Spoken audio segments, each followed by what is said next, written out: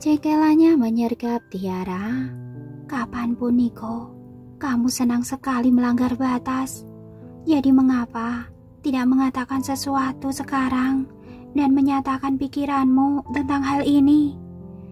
Melihat sikapnya yang enggan menolongnya, Tiara tidak punya pilihan lain kecuali meminta dimaklumi. Ia menatap Gary dan memohon maaf. Maafkan aku sayang, aku masih punya bertumpuk-tumpuk pekerjaan untuk diselesaikan di rumah. Belum lagi persiapan untuk orkestra. Aku tak bisa lagi mengajarimu main biola.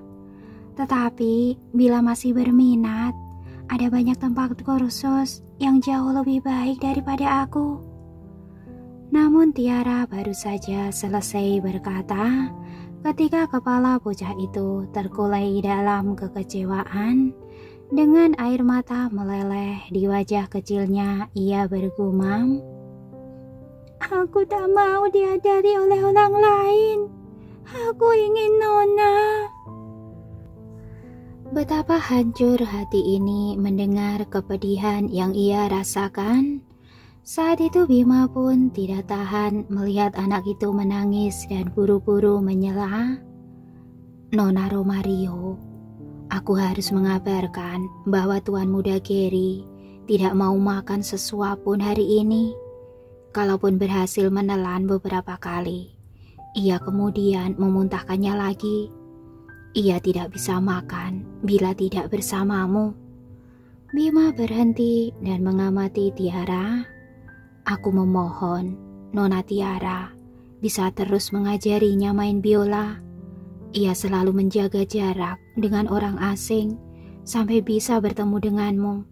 Dan belum pernah kulihat ia begitu memaksa sebelum ini. Tidak bisakah Nona melunak demi dirinya? Apalagi yang bisa dilakukannya untuk mengubah keputusanmu?" Tiara terkejut mendapatkan informasi ini.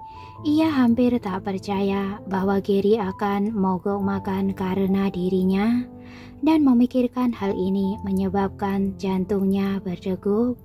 Ia begitu terharu dan di saat yang bersamaan begitu pilu. Tiara tidak pernah berpikir bahwa ada orang lain di dunia ini yang akan memperhatikannya selain Pandu.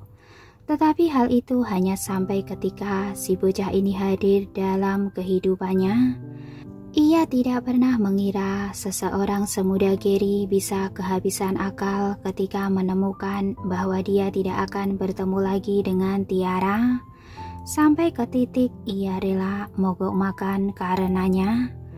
Tiara menyadari bahwa hatinya boleh jadi terbuat dari batu yang paling keras dan masih bisa luluh karena bocah ini saat ini. Tetapi meskipun begitu, ia tetap menggetakkan gigi dan melawan setiap serat dalam tubuhnya.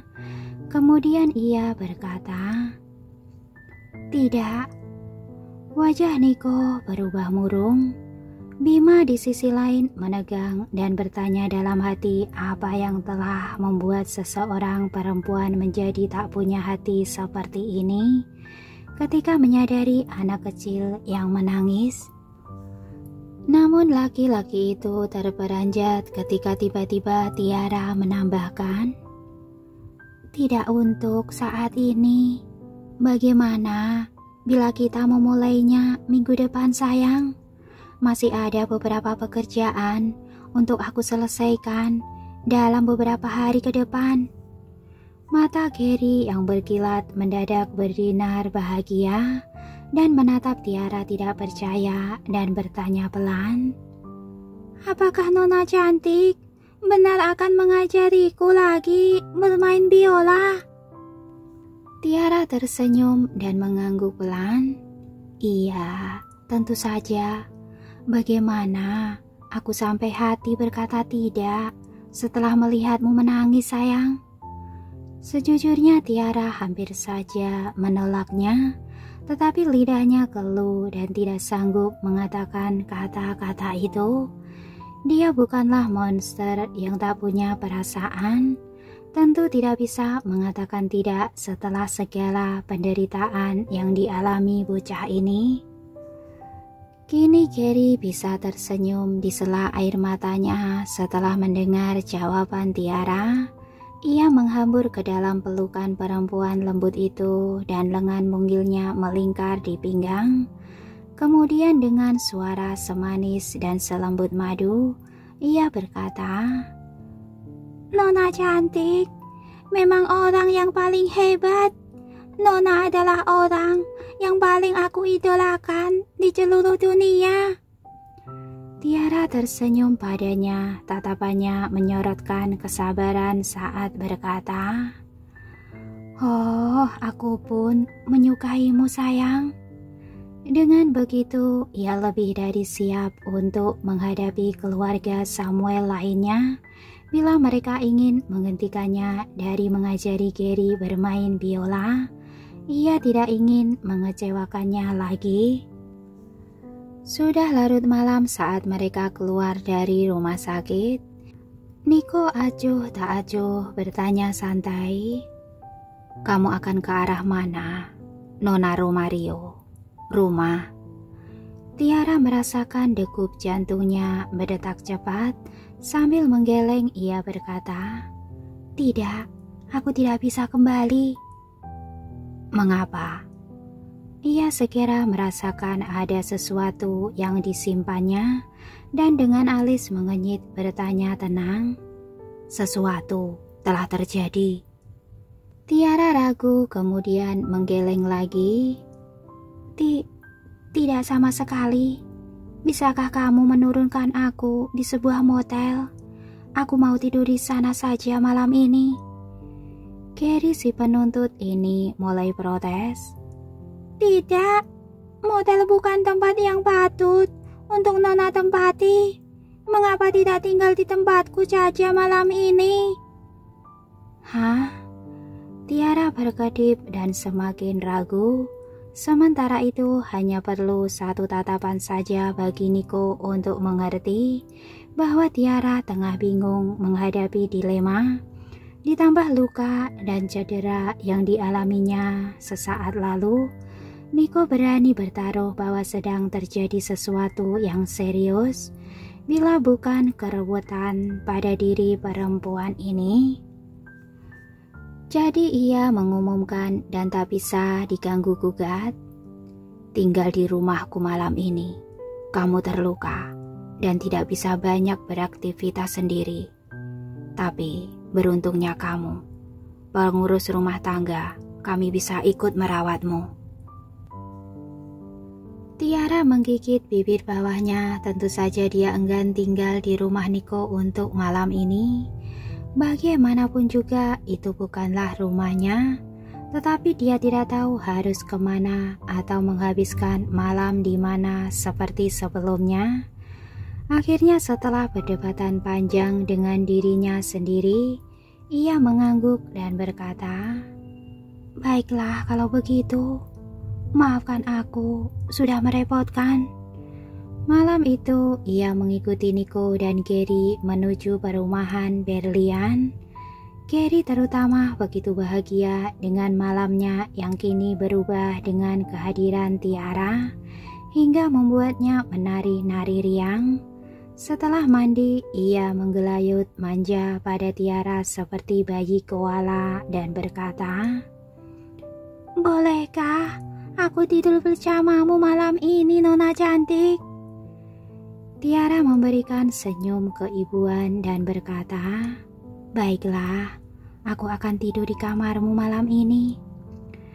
Niko tidak menginterupsi pembicaraan ini, yang tentunya mengejutkan, tetapi bibirnya tersenyum tak jelas saat berjalan menuju ruang kerja untuk menyelesaikan beberapa hal.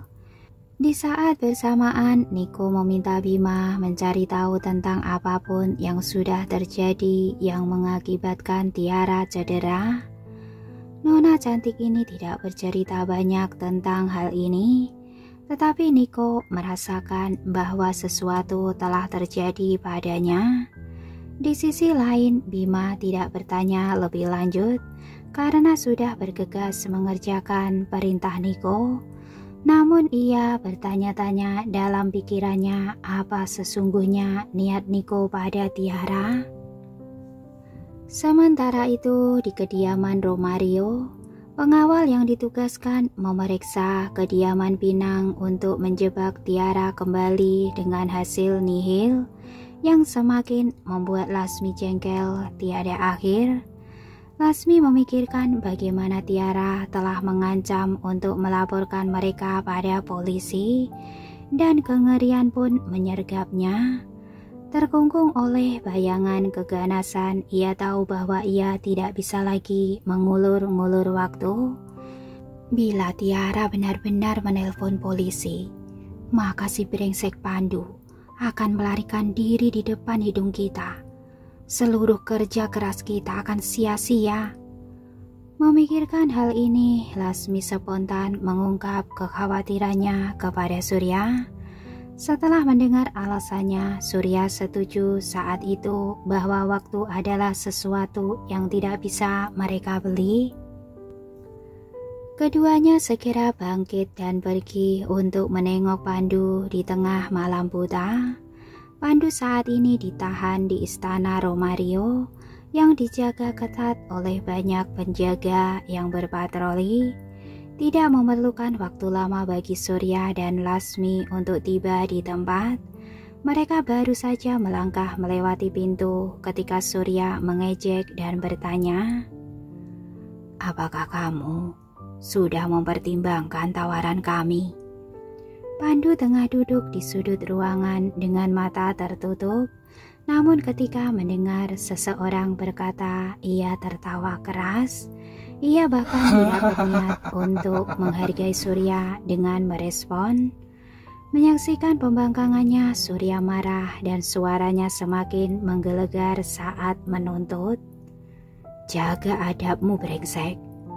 Namun Lasmi cepat-cepat menenangkannya. "Tenang sayang, tenang. Mengapa harus marah seperti ini? Serahkan padaku." Kemudian ia berbalik dan menatap tajam Pandu sambil berkata dingin, "Tampaknya kamu tidak peduli mengenai keadaan kakakmu. Masih hidup atau tidak, Pandu?" Pandu meremang mendengarnya, lalu membuka matanya perlahan. Ia melemparkan tatapan dingin dan mengerikan pada perempuan itu saat bertanya sambil menggertakkan gigi, "Tiara, apa yang telah kamu lakukan terhadapnya?" Dagu Lasmi terangkat menyiratkan keangkuhan saat terkekeh. "Oh, kurasa ada sesuatu yang tidak disukai olehmu. Kukira aku tiba di waktu yang tepat untuk memberitahu bahwa setelah mengetahui kamu dikurung, kakakmu datang ke rumah ini mencarimu. Sayangnya gadis mungil sepertinya tidak cukup sesuai melawan para pengawal kami. Dan kini dia dikurung dalam ruang terkunci. Ia bisa menjerit sekuat tenaga dan tidak akan ada orang yang datang untuk menolongnya." "Kalian berdua?" Pandu mengencangkan rahangnya, terlihat ingin menyerang dan dengan geram berkata, "Kalian sungguh tercela." "Tercela?" Lasmi mengulang kata itu dengan geli seakan sedang menimbang maknanya. "Kami? Tetapi apa yang akan kamu lakukan? Aku tahu kamu sangat menyayangi kakakmu, Pandu. Jadi aku tidak akan menyakitinya. Bila kamu menyerahkan perangkat lunak itu, maka aku akan mempertimbangkan untuk melepasnya. Bila tidak, kurasa kakakmu harus mau dinikahkan demi kami." Lasmi mengusap pelipisnya seakan gagasan itu telah membuatnya lelah. Keluarga kami memiliki beberapa kenalan dari kalangan atas. Dan kami mengenal beberapa laki-laki muda dan kaya raya yang tidak akan ragu memberikan mas kawin untuk pengantin bila mereka menemukan perempuan cantik yang ingin dinikahi. Itu saja sudah cukup bagi kita untuk hidup. Jadi, kusarankan kamu memikirkan lagi dengan lebih cermat, Pandu. Bila kamu tidak memberikan perangkat lunak itu pada kami, maka aku tak segan akan menggadainya. Keluarga Romario berada pada posisi yang amat sangat genting saat ini, dan aku sudah putus harapan untuk melakukan apapun.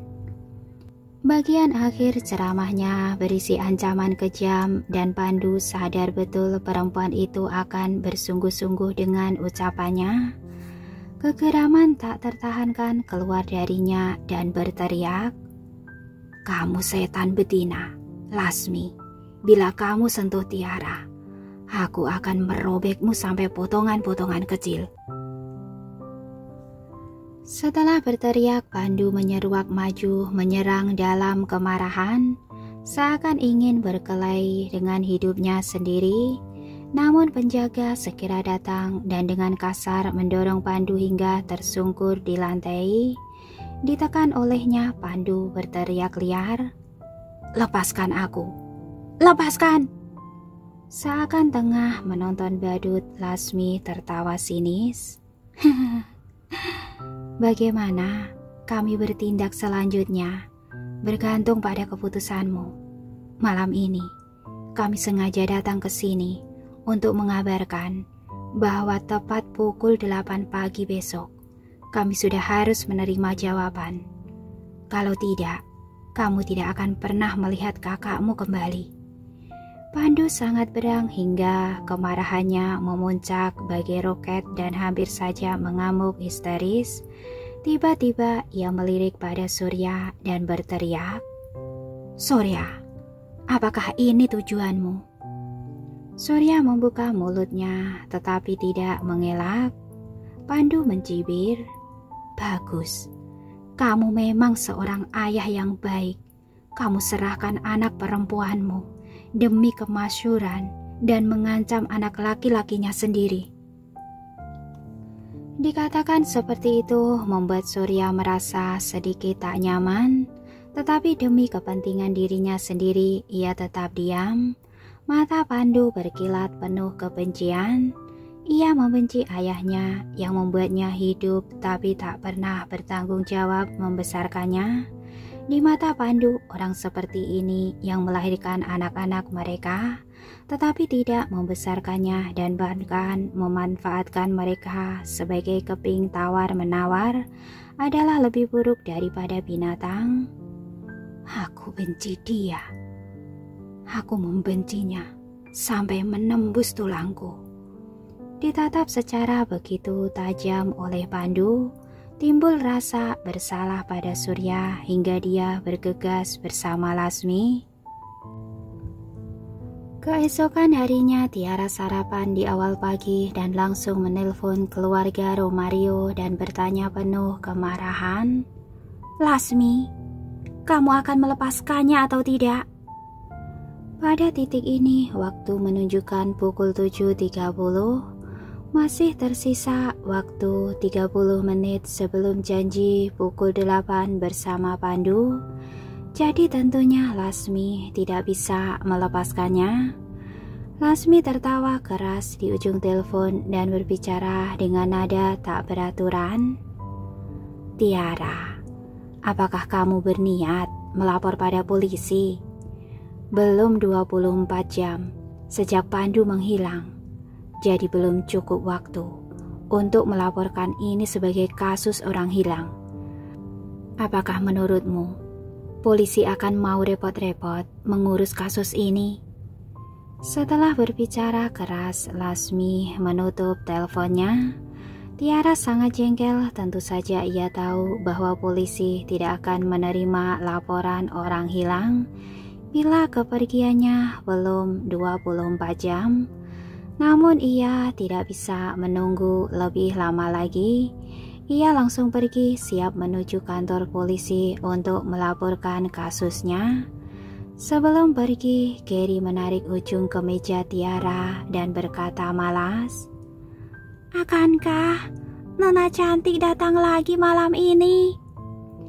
Tiara membungkuk dan penuh kasih mengusap kepala Gary dan berkata dengan lembut, Aku tak yakin.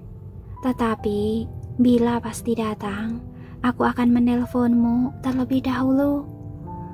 Carrie mengangguk, kedua bola matanya yang gelap dan bulat terlihat seperti anggur. Kemudian ia bertanya lagi. Jadi, apakah yang Nona cantik katakan kemarin itu masih berlaku? Maukah Nona kembali mengajariku? Tiara tersenyum hangat. Tentu saja, jangan khawatir sayang. Aku tidak akan menarik janjiku. Hore! Bocah cilik itu mengangguk, terlihat jauh lebih rileks. Setelah itu, dia membiarkan Tiara pergi. Secara kebetulan kali ini, Nico juga akan meninggalkan rumah. Sinar matahari pagi menerpa sosoknya yang tinggi saat ia keluar rumah, menyelimuti tubuhnya dengan kemilau cahayanya. Ketika sampai di pintu, Nico berpapasan dengan Tiara yang juga akan pergi, sehingga dia bertanya santai, Nona Romario akan pergi kemana? Mari ku antar. Tiara tidak ingin merepotkan Nico, jadi dengan cepat ia menolak. Terima kasih Pak Samuel, tapi tidak perlu. Setelah itu, Tiara memutar tubuhnya dan pergi ke jalan untuk menghentikan taksi dan segera menghilang dari pandangan. Nico mengenyitkan alisnya melihat apa yang terjadi di hadapannya. Namun ia tidak terlalu mempedulikan dan segera saja tubuhnya yang ramping mengesankan itu masuk ke dalam kendaraan yang sudah menunggu. Setelah masuk ke dalam mobil, Bima melaporkan situasi terakhir padanya. Pak, aku mendapatkan informasi tentang situasi tadi malam. Teruskan. Nico berkata dingin tanpa mendongak. Bima menjelaskan, Pak Samuel, menurut penyelidikanku, adik Nona Romario, Pandu, tampaknya berada di kampus kemarin, tetapi dibawa kabur oleh sekelompok orang dari keluarga Romario. Nona Romario tidak berada di rumah tadi malam karena pergi mendatangi mereka untuk membawa adiknya kembali, tetapi tidak saja gagal, ia pun cedera. Mendengar informasi ini, Nico tiba-tiba terdiam, dingin dan mematung. Mengapa keluarga Romario ingin menawan Pandu? Kurasa saudara sekandung ini telah memutus seluruh ikatan dengan mereka.